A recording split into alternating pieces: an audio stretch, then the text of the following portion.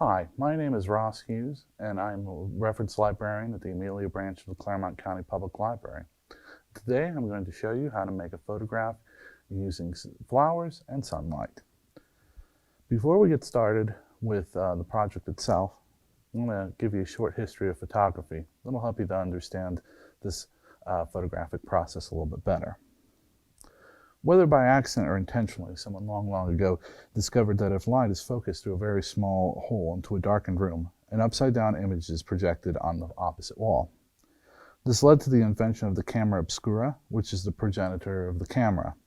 All that was needed would be the addition of a lens for focusing.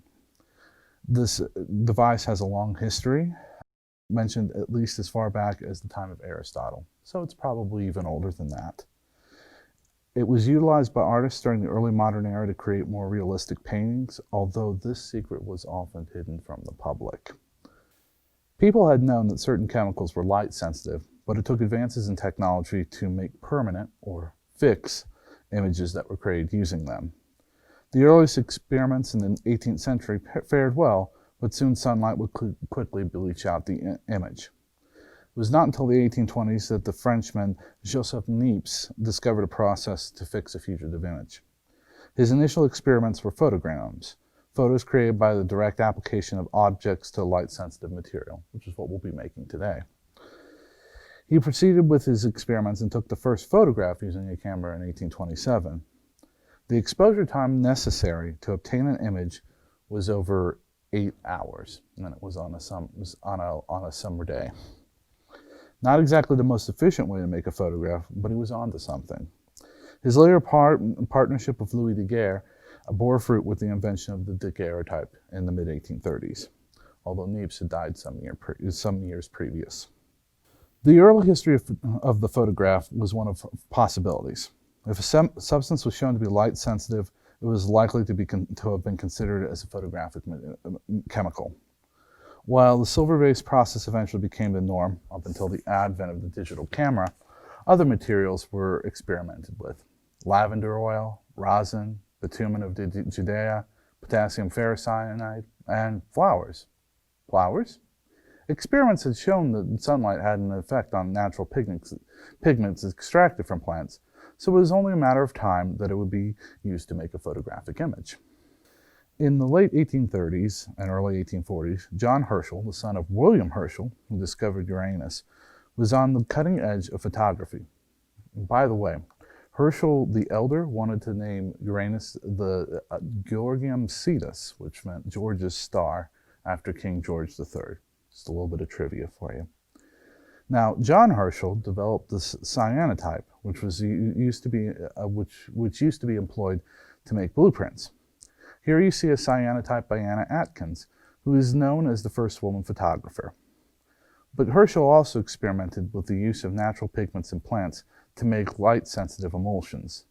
This idea was inspired by the work of Mary Somerville, whose findings about the effects of sunlight on vegetable juices could not be published because she was a woman.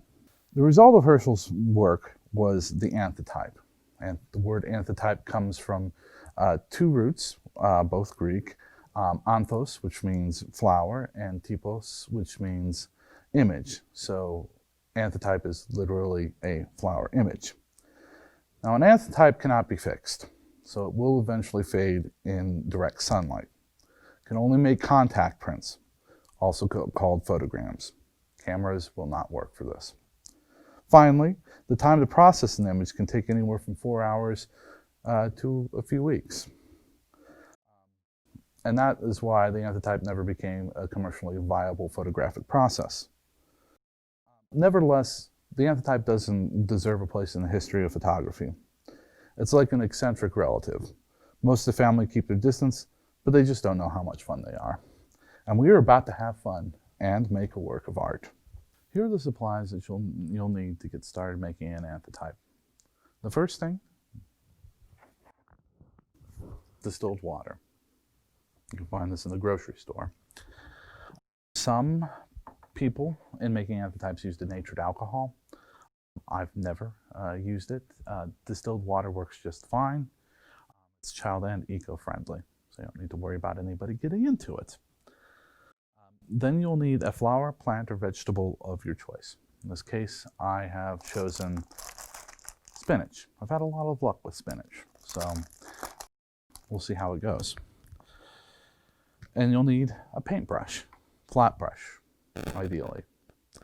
I found that, although I'm holding a bristle brush here, I found that large foam, flat foam brushes, like the kind that you get at the dollar store, seem to work really well. The next thing you'll need is a picture frame or a piece of glass held to a backing by a clothespin. Now in this case, I have an old poster frame. It's rather large, but you don't need anything this size.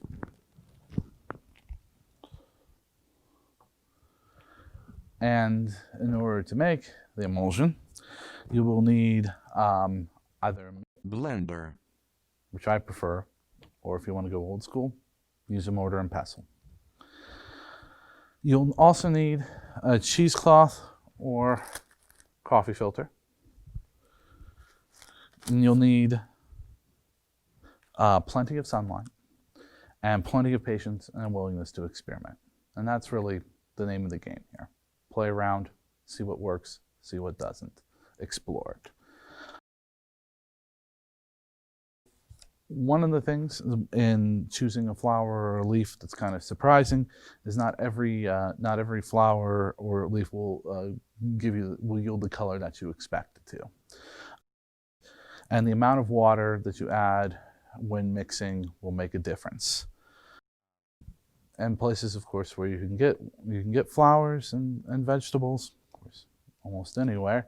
But you can go to the woods, find some wildflowers there. Make sure that you practice safety, or you can go to the florist or the supermarket. Now, to start out with, I added a moderate amount of spinach blender and put it on the liquefy setting. I slowly poured water into it, checking as it went to see whether or not it was going to work for my purposes. And you can go as much as having it very thin to having it relatively thick, but you're going to do a lot more straining the larger chunks out of it. But you can also choose not to strain it through there and make the vegetable chunks part of the anthotype itself, whatever effect you're going for. Some plants do have a lot of natural moisture, and they may not require as much distilled water, and that's something also to keep in mind. Now, once you have added, once you have your mixture, the color and saturation that you'd like, you'll need to strain it through a coffee filter. Just as simple as putting a coffee filter over the top of a plastic cup. That gets rid of the little bits and pieces, as I explained before. And what's really nice about spinach is it yields this very rich green color. And this is the end result after straining it. I don't know if you can see that there. I don't want to spill it on the...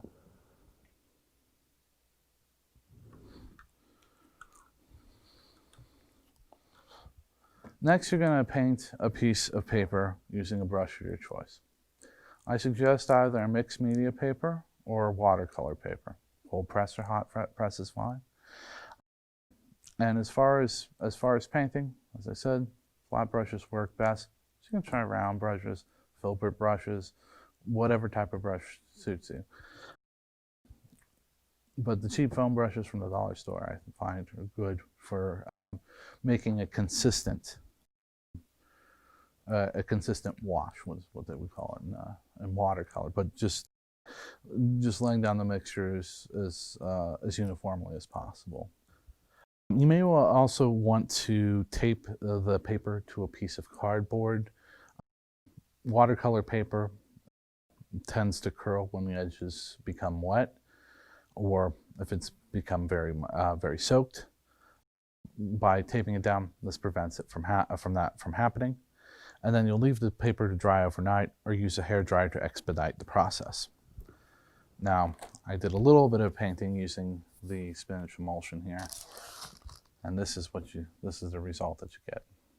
And of course, I didn't have the opportunity to tape this down to a piece of cardboard, so you can see it's a little wavy, but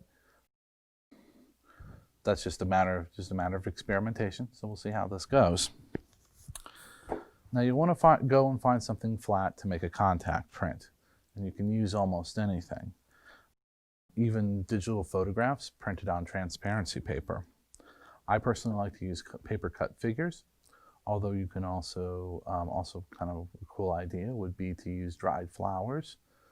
And for this particular experiment, I'm going to use a crochet doily. We'll see how that turns out. Should be really cool. All right, now for the magic. Once you are sure that your sensitized paper is dry, you're going to place the frame with the object you'd like to print sandwiched between the paper and the glass. So it's going to go like this. It's going to be the backing of the frame, the paper, the object, and then the glass on top. And then you'll put the frame in a place where it's unlikely to be disturbed, something I've learned the hard way, and with as much full sun as possible. On the east side of buildings seems to be a good place. So at the height of summer, we're getting plenty of UV rays. So as long as you don't place the frame in the shade, you'll get good exposure. Take the frame in at the end of the day, or you'll risk having to ruin the image. Then again, if you're going for a little bit different type of aesthetic, give it a go. You'll probably want to avoid it though. The time to fully develop the pictures varies on what plant or flower is used. That can be as few as a few hours to a few weeks.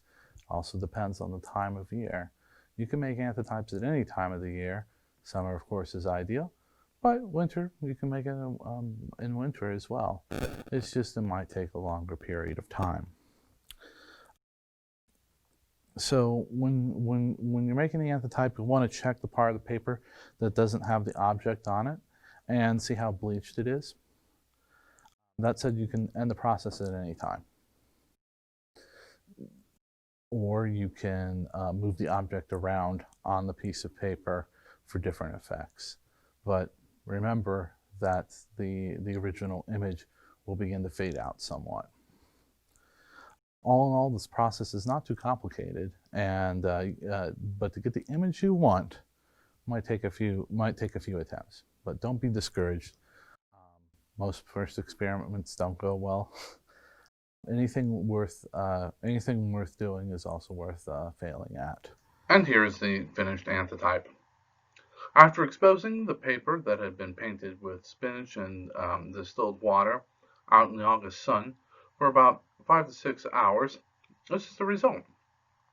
The photograph that I took of the anthotype really doesn't do it justice.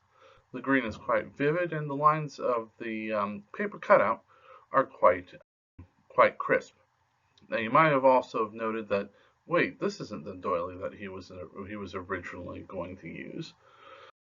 I did do an experiment using the doily at first, but because it was light in color and there were holes in between the threads, it didn't create as crisp an image as I had hoped. But at any rate, here's the finished anthotype. And now what you'll want to do is you'll want to hold on to them for some posterity, let's say. What you would want to do is to keep it away from sunlight. If you can find some paper or plastic that's UV resistant, that's great too. But know that it is eventually going to fade. Now that said, some of the originals that were anthotypes that were created by Herschel back in the 1840s still exist today and are quite vivid. At any rate, if you have any questions, do feel free to contact me. I would love to see the work that you do, and just because we're now into the fall doesn't mean that you can't make anthotypes. You may have fewer hours of sunlight, but all you need for this to happen is sunlight. Once again, just experiment, and again, I'd love to see all the work that you guys have done, and farewell and be well.